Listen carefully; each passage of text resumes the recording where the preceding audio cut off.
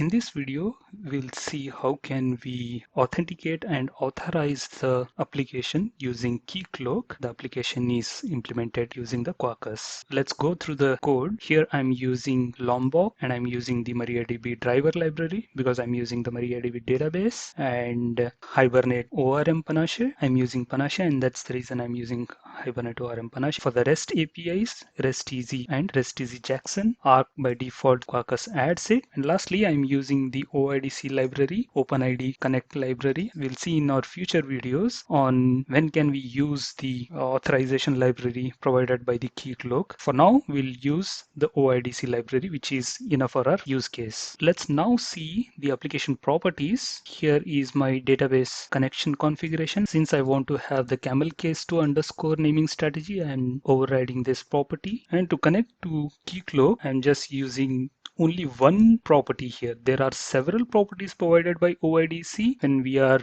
using the authentication and authorization using annotation configuration. We do not need any other properties. Only this property is enough for us. The auth server URL points to the base URL of the keycloak and then /reams and the ream name. In our case, the ream name is dive-dev.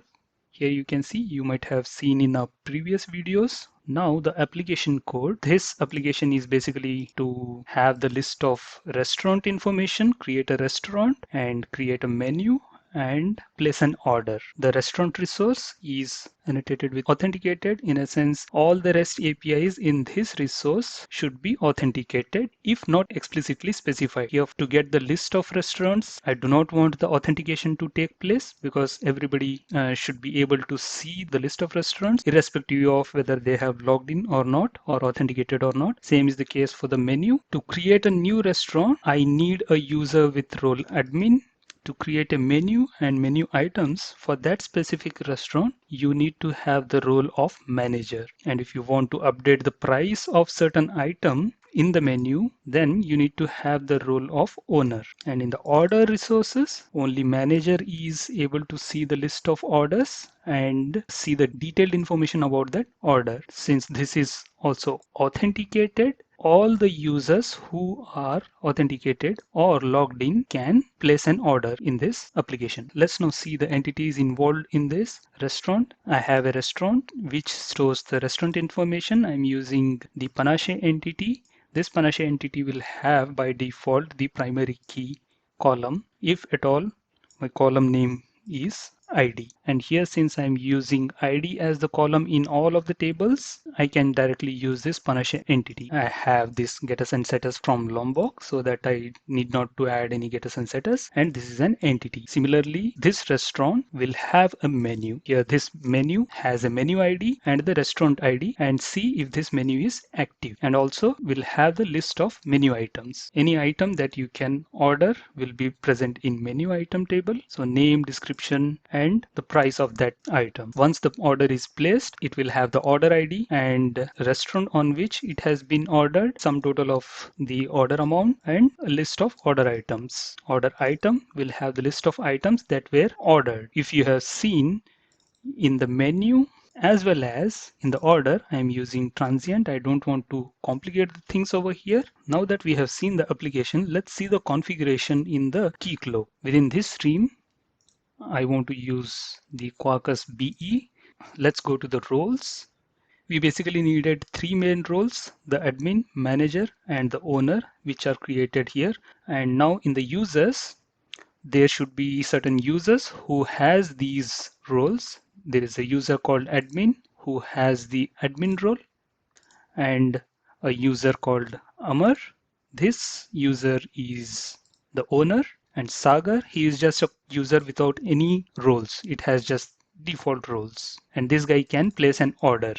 And Suresh has the role of manager. So that were the configurations. We need not to make any other configurations. The keycloak was already configured in our previous videos. If you have not seen those videos, please watch them so for better understanding. Let's start the server.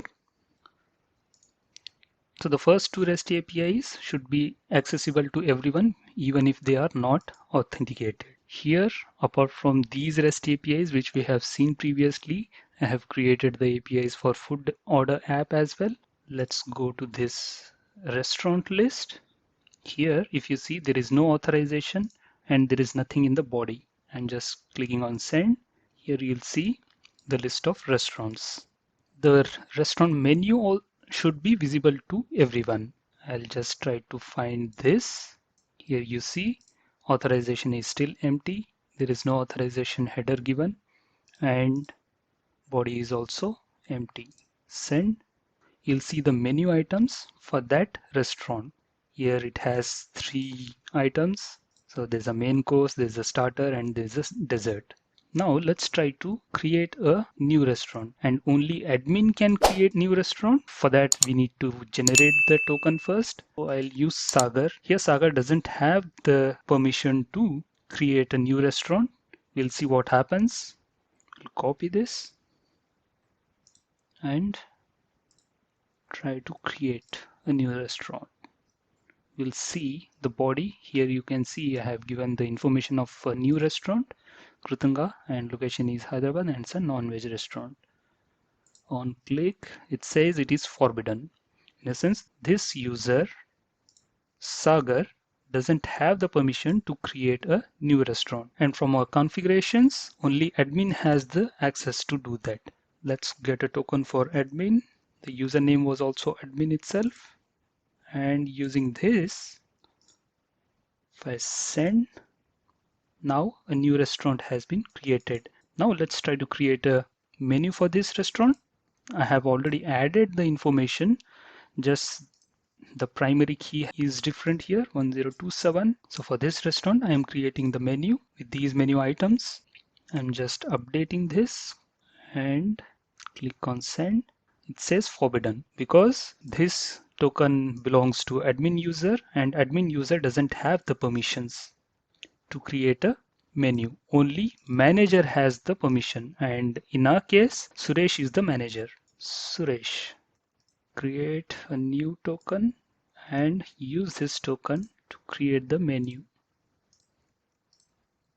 There you go. So the new menu has been created, and if you see in the restaurants list, you'll find 3 restaurants, and for this restaurant, if I check the menu, so here we have a new menu.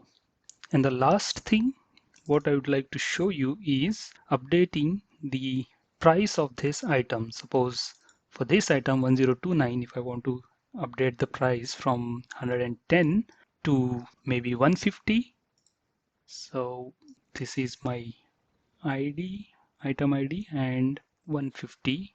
This can be done only by the owner. So Amar was the owner. Create a new token here, update the item. So it has been updated. Just to make sure, you'll see here previous was 110 and now it is 150.